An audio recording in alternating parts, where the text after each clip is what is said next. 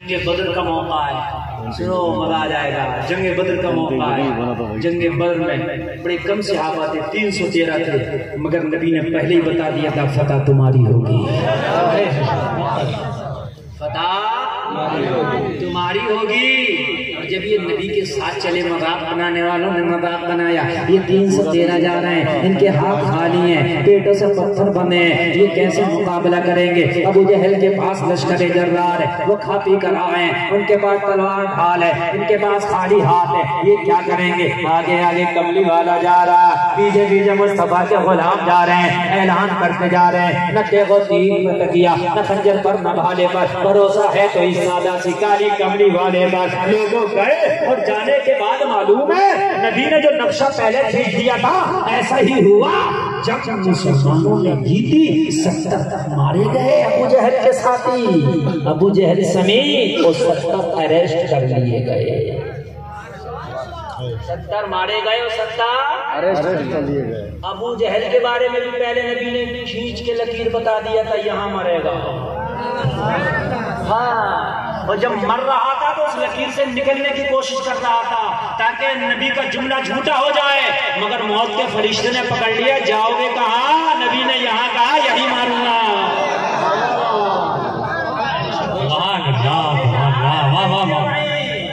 नबी ने यहाँ कहा यही मारूंगा, यही। बतेरा निकलने की कोशिश किया मगर उस दायरे से ना निकल पाया जहाँ नबी ने खींच लिया। सुभान अल्लाह।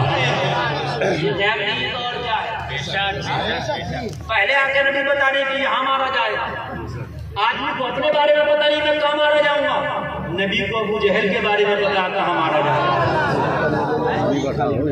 और जब 70 को कैदी बना के लाया गया तो उसमें एक नबी के चचा जी थे जिनका नाम है हजरत अब्बास। उस वक्त ईमान न लाए थे, तवज्जो है, ईमान न लाए, जिनको अरेस्ट कर लिया गया था, फिदिया लेके उन्हें छोड़ने की तजवीज़ रखी गई।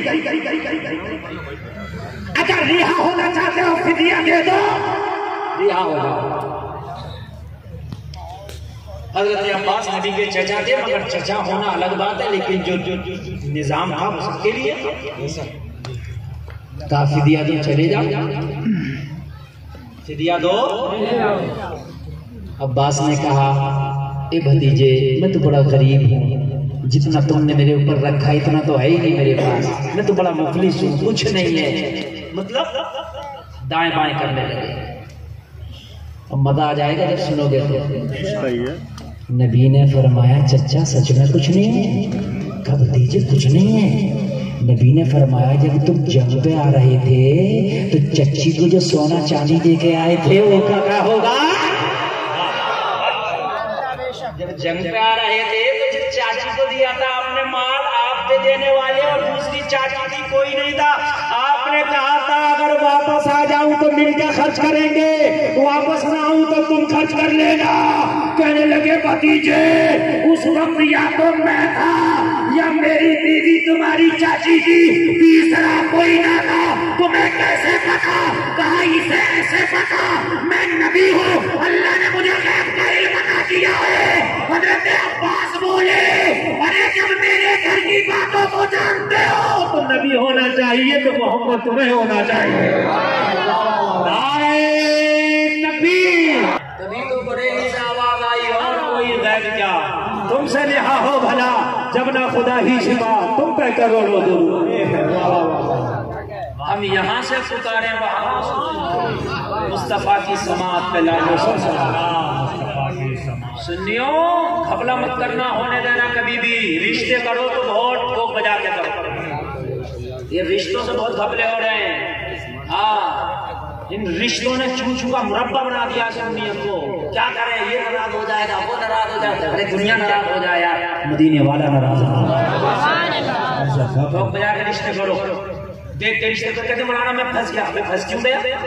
तूने ये तो पता निकाल लिया था कार कौन सी मिली, तूने ये भी पता निकाल लिया था खाना कौन से होटल में, तूने ये भी पता निकाल लिया था कि कौन सी कंपनी का जहेज मिल रहा।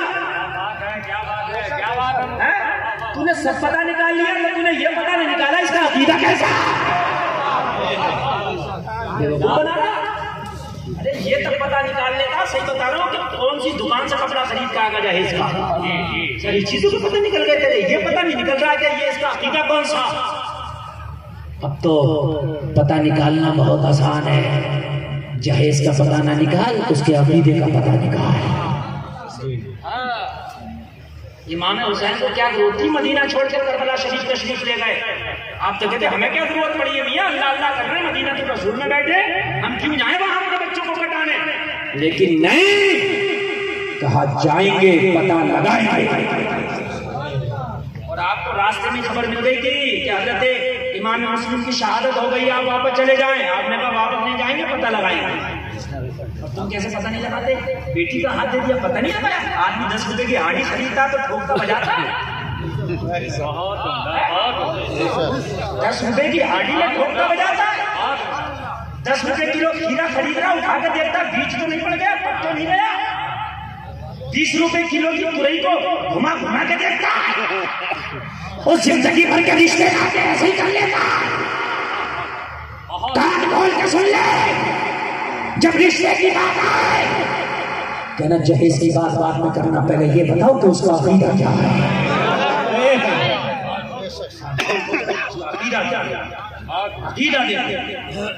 हाँ, ये तुम्हारी गफलत नहीं तो ये रोशनदान बोल दिए, ये जो काले जगह जगह नजर आ रहे हैं, वरना 300 साल पहले मुझे वहां भी बता दो, किसी भी तारीख थी था, बताओ मुझे अहले हदीस कहाँ था 300 साल पहले?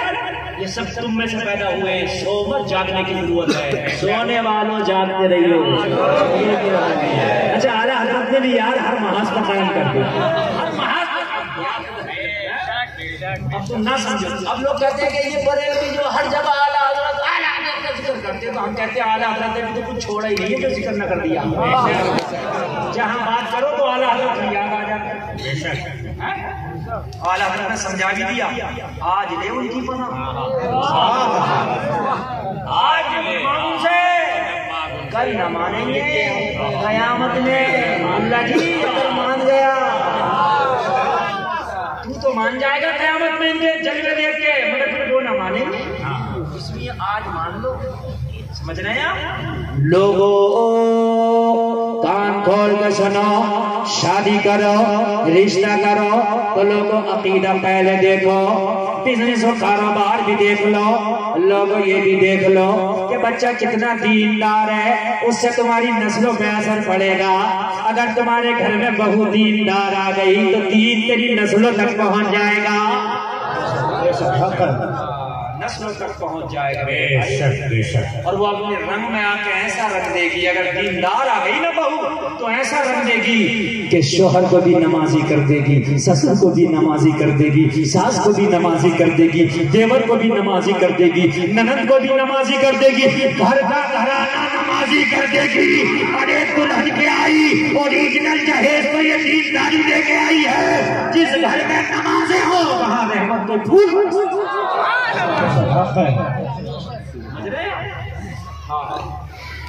और ये टाइट कपड़े पहनने वाले आ गई तो जितने टाइट खुद कपड़े पहनते हैं इतना टाइट तेरे घर का निजाम कर दो। कह रहा है कि सांस लेना मुश्किल कर दिया, सांस लेना अपने हजरत दुआ कर दो। मैंने कहा बड़हू बाबा तुम भी तो नहीं मानने थे, सांस लेने से पहले देखते ना। रिश्ता करो, बेटे का हाथ दो या बेटी का हाथ लो, अकीदा पहले जाओ। बात समझ रहे कि नहीं समझ रहे हैं? इससे बहुत फर्क पड़ रहा है मेरे भाई, बहुत ज्यादा फर्क पड़ रहा है।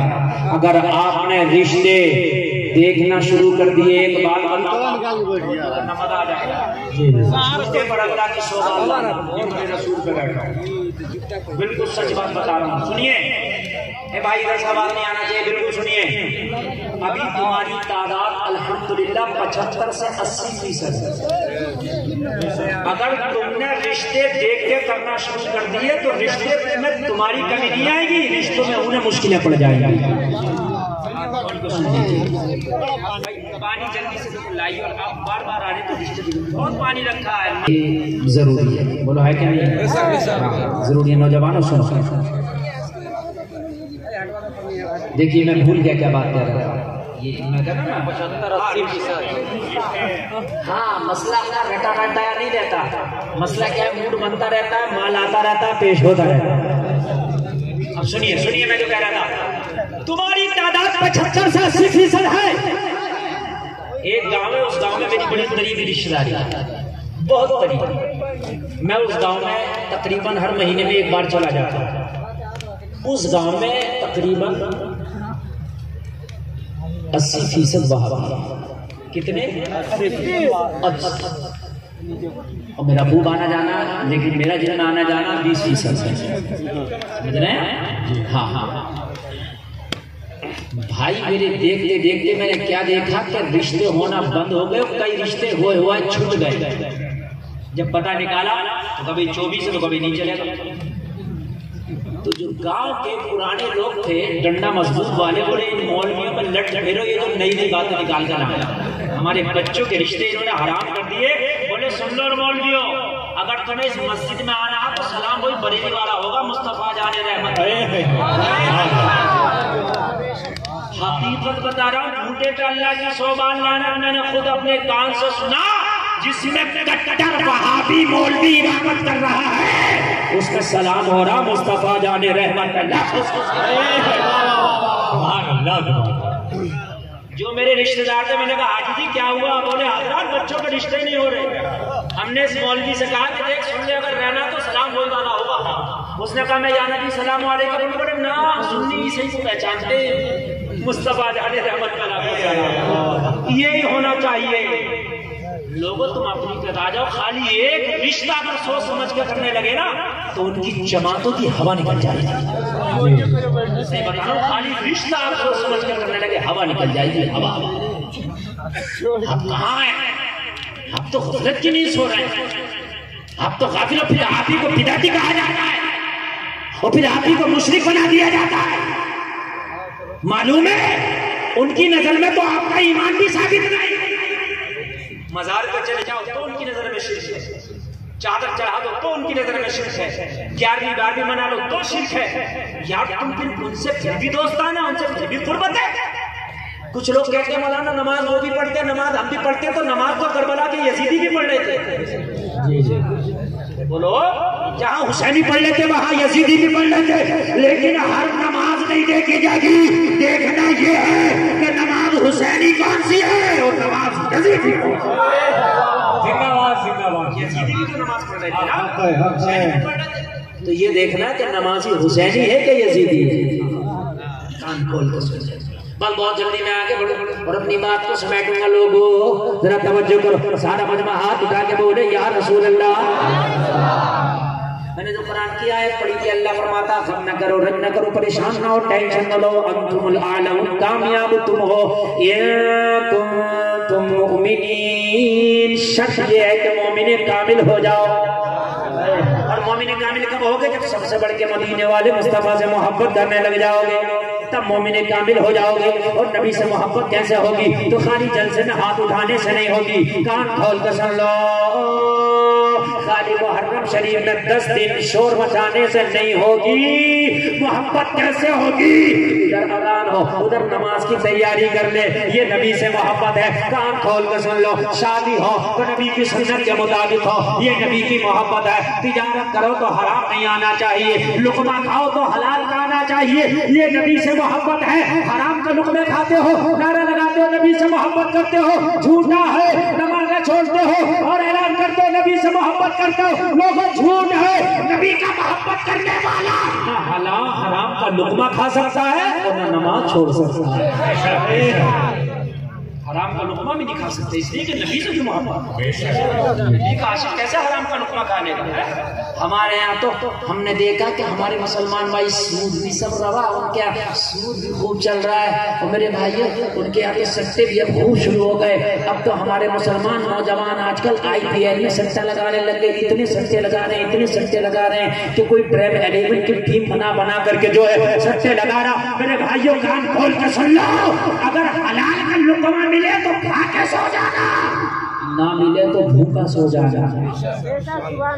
जहाँ खाना सुन्नत है वहाँ भूखा रहना भी सुन्नत है। नबी ने पेट से भी पत्थर बांधा। क्यों बांधा? कभी सोचा? नबी चाहते तो जन्नत से खाने मंगा लेते, इसलिए कि मेरा गरीब उम्मती अगर कभी ना मिले तो फाका भी कर ले, इसलिए कि जहाँ खाना सुन्नत है वहाँ भूखा रहना भी सुन्नत। अगर हराम का लुक़मा नहीं खाएंगे, हलाल के लुक़मे खाएंगे, और इंशाअल्लाह जिस दिन आप देखिए, अल्लाह ने जितना आपकी किस्मत में लिखा उतना तो मिल नहीं है, वो कहीं नहीं जाएगा। आप हराम खाना छोड़ दो, अल्लाह आपको हलाल खिलाएगा, भूखा नहीं रखेगा। आप हराम ना खाओगे, अल्लाह हलाल खिलाएगा। और तुम हराम खाना शुरू कर दो, तुम सोच दो कि हराम के जरिए से पेट भरेगा, नहीं, हराम को छोड़ के तो देख, अल्लाह हलाल पहुंचा देगा दोस्तों। अल्लाह तो उन्हें भी खाना दे रहा मेरे भाई जो पहाड़ों में है कीड़े, अल्लाह तो उन्हें भी खाना दे रहा जो पत्थरों में है। अल्लाह तो उस कीड़े को भी खाना दे रहा जो सीप के अंदर मौजूद है। अल्लाह तो उस मछली को भी खाना देता है लोगों जिसका वजन 300 क्विंटल है, वही मछली जो समुद्र में पाया जाता है लोगों, अल्लाह तो उसे भी रिस्क दे रहा। जब अल्लाह किसी को भूखा नहीं मारा तो फिर तू इतना कमजोर क्यों हो गया? अरे जब तू माँ के पेट में था, जब तेरा ना कोई कारोबार था, तेरा कोई बिजनेस नहीं था, तुझे कोई चांचता नहीं था, तू हाथ उस वक्त मारने के काबिल नहीं था, तू चलने के काबिल नहीं था, सुनने के काबिल नहीं था, बोलने के काबिल नहीं था, देखने के काबिल नहीं था। और जलसे में आने वाले अल्लाह ने तो तेरे माँ के पेट में भी तेरी ग़िज़ा का इंतजाम किया था। अल्लाह ने जब तुझे वहां भूखा नहीं मारा तो इतनी बड़ी दुनिया में कैसे भूखा मार देगा?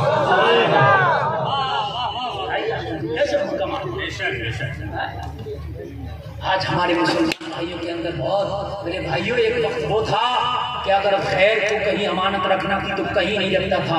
वो कहता था मोहम्मद के गुलामों के पास अमानतें महफूज रहती है, तुम्हारे पास अमानत रखी जाती थी, तुम अमानतों में खयानत कभी नहीं करते थे, तुमने अपनी जानों के नज़र में पेश करके अमानतों की हिफाजत की है। मेरे भाइयों अगर हराम के लुक़मे खाओगे, अब तुम कहोगे मौलाना मैं तो हराम नहीं खाता हलाल खाता हूँ। अगर माली के निसाब है ज़कात नहीं निकालते तो तब भी गरीबों का माल खाते हो। अगर माली के निसाब हो तो ज़कात निकालो, अगर नहीं निकालोगे अल्लाह कुरान में फरमाता यौमा युहमा अलैहा फी नारी जहन्नम फतुवा बिहा जिबाहुहुम व जुनूबुहुम व ज़ुहूरुहुम हाज़ा मा कनज़्तुम लिअन्फुसिकुम फ़ज़ूक़ू मा कुन्तुम तकनिज़ून। अल्लाह फरमाता है अगर तुमने माल में से ज़कात नहीं निकाला, अल्लाह उस माल को जहन्नम की आग में लोगों पिघलाएगा, और पिघलाने के बाद में पेशानियों को दागेगा, पीठों को दागेगा, चेहरों को दागेगा, और दाग के फरमाएगा मजा चखो, ये वो माल है जो तुमने जमा करके रखा था। जाने कर दिया है। तुम नबी के सच्चे आशिक भी बनो और नबी की सुन्नतों पे भी अमल करो।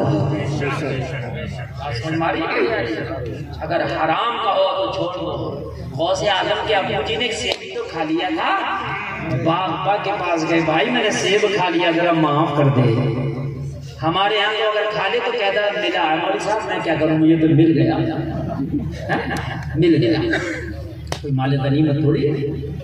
तो मेरे भाई जब बाप सेब खा के उसकी माफी के लिए बाबा के पास चला जाए तो जब औलाद पैदा होती है तो अब्दुल कादिर बन के पैदा होती है। जोर से बोलो, जरा जोर से बोलो। ऐसे नहीं अब्दुल कादिर पैदा होते हर घर में मेरे भाई, जैसी जमीन होती है वैसी खेती होती है। बताओ मौला, अब हुसैन की बड़ी जरूरत है, चारों तरफ यजीदियत पंजे अपने निकाले खड़ी है। अल्लाह ये हुसैन और क्यों नहीं भेज देता? जवाब मिला गुलफाम, मेरे लिए वहीद नहीं, मैं चाहूँ तो एक हुसैन और भेज दो, मगर हुसैन पैदा होने के लिए फातिमा की कोख का होना जरूरी है। हर कोख में हुसैन नहीं आते, हर कोख में हुसैन नहीं आते। तुम दुआएं करते हो या अल्लाह बड़ी जरूरत है जमाने को, कोई खालिद इब्ने वलीद भेज दे, या अल्लाह जमाने को बड़ी जरूरत है कोई तारिक बिन ज़ियाद भेज दे, कोई मूसा बिन नसीर भेज दे। जलसे में आने वालों, खाली दुआ से काम नहीं चलेगा, दवा से भी काम चलेगा। तुम्हारी बच्चियां बाजारों में बाल खोल के घूमती है, तो बड़ी स्कर्ट पहन के घूमती है, तुम्हारी तुम्हारी बच्चियां बेपर्दा घूमती है, तो उनकी कोख से कोई मोहम्मद बिन कासिम जन्म नहीं लेगा, कोई डांसर जन्म लेगा, कोई नगदैया जन्म लेगा। चाहता हो तुम्हारी घरों में कोई गुलाम हुसैन पैदा हो तो फिर अपने घरों की औरतों को फातिमा तो ज़हरा का किरदार देखो, इंशाअल्लाह नस्लें नेक होंगी। मेरे भाई, अगर मिले हलाल का लुक़मा तो शौक से खा, हराम का मिले तो ठोकर मार दे, मगर हराम के पीछे न जा।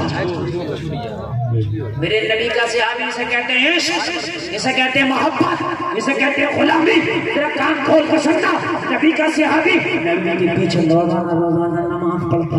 मेरे नबी फजर की नमाज का जब सलाम फेरते तो ये सहाबी रोजाना सलाम फेर के उठता, अपने घर चला जाता। जलसे में आने वालों जरा ईमान के कानों से सुनना, रोजाना चला जाता, दुआ में शामिल नहीं होता। एक रोज मेरे नबी ने पकड़ के बिठा दिया, फरमाया मेरे गुलाम ये तो बताओ, रोजाना सलाम फेर के चले जाते हो, दुआ में शामिल क्यों नहीं होते? जबकि दुआ इबादतों का मग़ज़ है, अगर दुआ करोगे तो इबादत का मग़ज़ हासिल करोगे। तुम बिना दुआ के क्यों चले जाते हो? नबी की बारगाह में नबी का गुलाम अशफ़ाने लगा और कहने लगा, या रसूल अल्लाह, ये भी कोई बेवफा नहीं होता, कुछ न कुछ तो मजबूरियां रही होंगी। मेरे आका, मेरे साथ एक मजबूरी है जिसकी वजह से या रसूल अल्लाह मैं आपकी दुआ में शामिल नहीं हो पाता। मेरे मुस्तफा ने फरमाया, मेरे गुलाम मजबूरी का नाम तो बता। ये करीम आका है, मालिक मुख्तार आका है, कितनी भी बड़ी समस्या होगी मदीने वाला समाधान कर देगा। बता तो तेरी समस्या क्या है, बता तो तेरी प्रॉब्लम क्या है।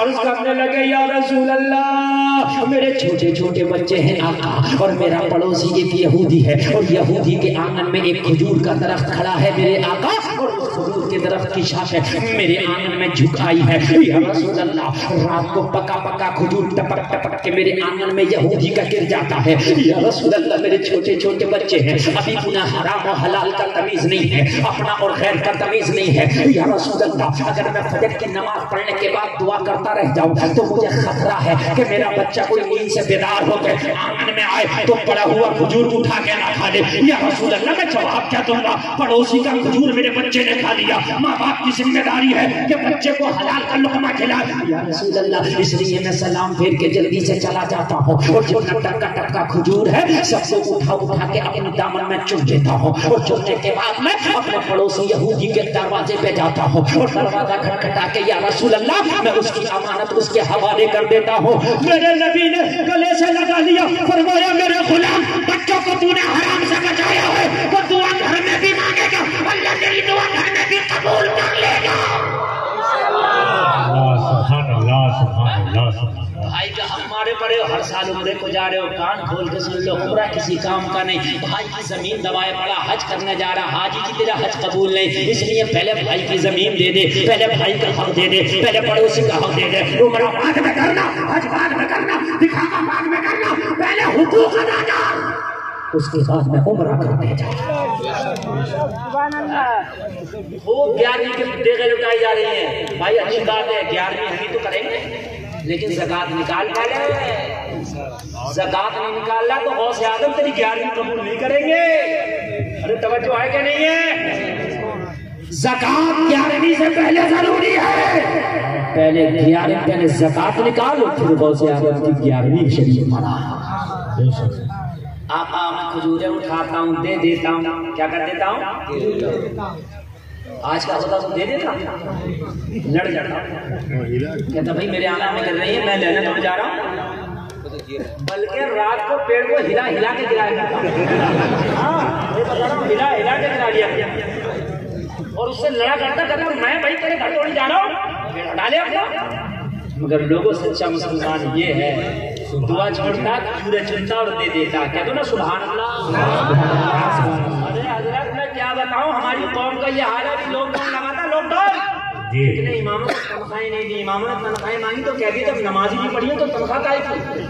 ये हाल है मेरी कौम का। हाँ नाज़िम साहब, बात सच बता रहा हूँ मैं। अरे भाई की नमाज ना पढ़ेगा तो क्या नमाज की तनख्वाह दे रहा है क्या? तेरी है औकात नमाज की तनख्वाह दे दे। एक मसले की भी मैं वजाहत कर दूं।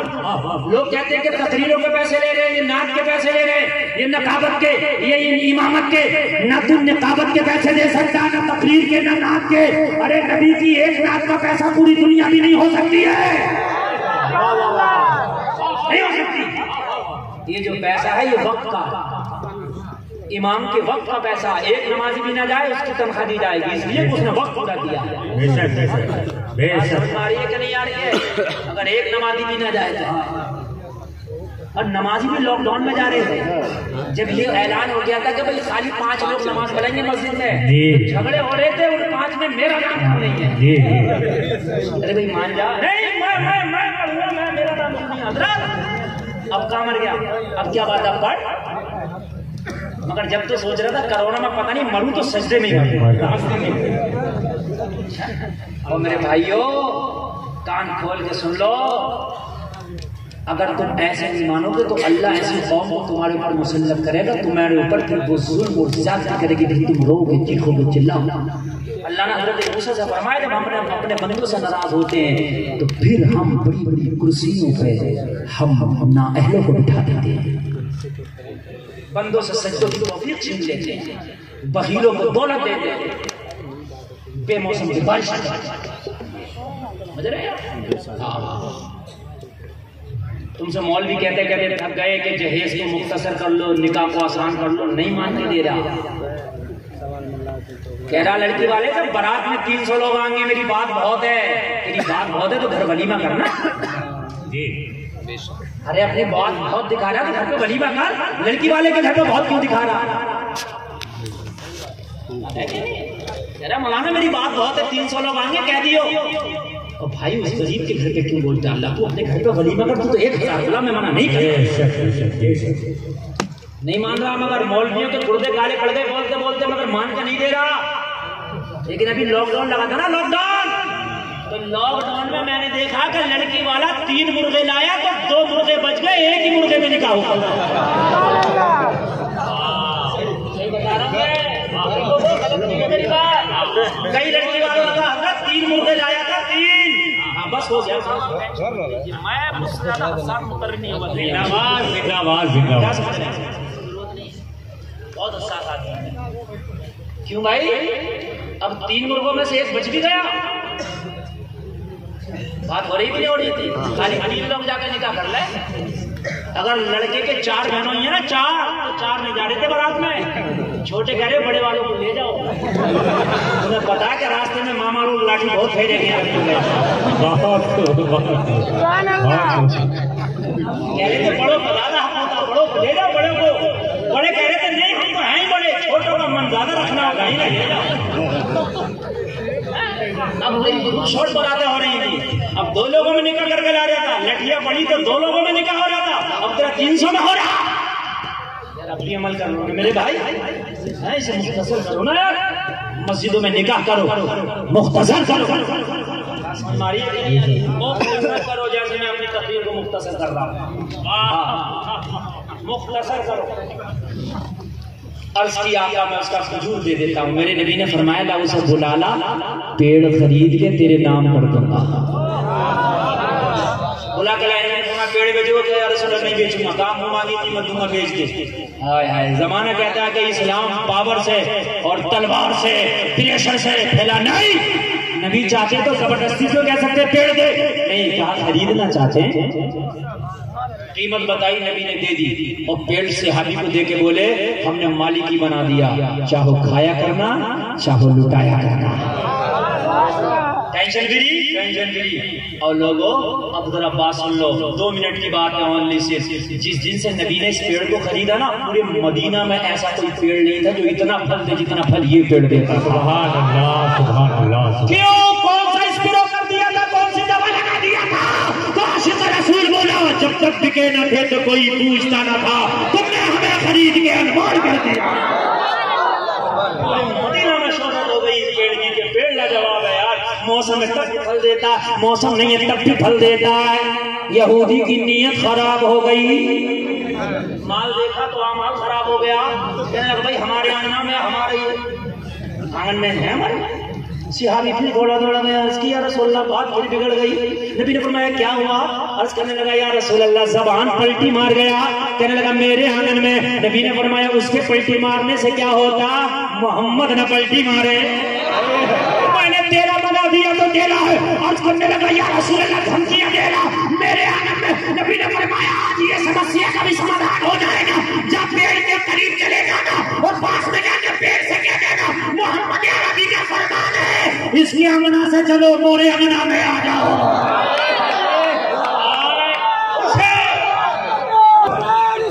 यार तो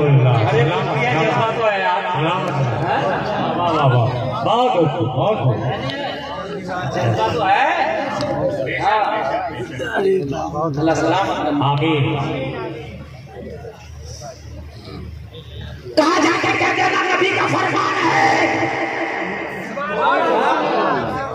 ये सहाबी था जैसे इस्लाम वहां भी होता तो कहता पेड़ भी चलते। सहाबी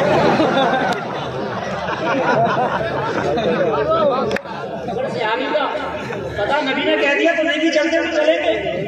नबी ने जो कह दिया पहुंचा तने के करीब खड़े होकर बोला मेरे नबी का फरमान है उसके अंगना से चल के मोरे अंगना में आ जाओ। पेड़ ने हिलना शुरू किया, जमीन को चीरना हुआ, जड़ों को उखाड़ना हुआ, इसके आंगन से चला नबी के गुलाम के आंगन में जाके लग गया। गुलाम की जबान पे था अस्साइलो मिनका ला यस्माउ ला, तो बरेली से आवाज आई कौन देता है देने तो मुझे चाहिए, देने वाला है सच्चा। किसी चीज में मजा आ जाए तो आदमी क्या कहता वाह। कहता कि नहीं कहता। आला हज़रत ने जब नबी की सखावत देखी तो क्या उठे वाह क्या जूदो करम है शहे बता तेरा, क्या जूदो करम है शहे बता तेरा। नहीं सुनता ही नहीं कौन मांगने वाला तेरा। आसमा खान जमी खान जमाना में हमारा साहिब खान लकब किसका तेरा तेरा तेरा तेरा। एक मैं क्या मेरे एशिया की हकीकत कितनी मुझसे 16 तो काफी है कि इशारे तेरा दिल आवाज खौफ से पटना से उड़ा जाता है। अल्लाह का ही सही भारी है भरोसा तेरा। वमा अलैना इल्लल बलाग। सुभान अल्लाह।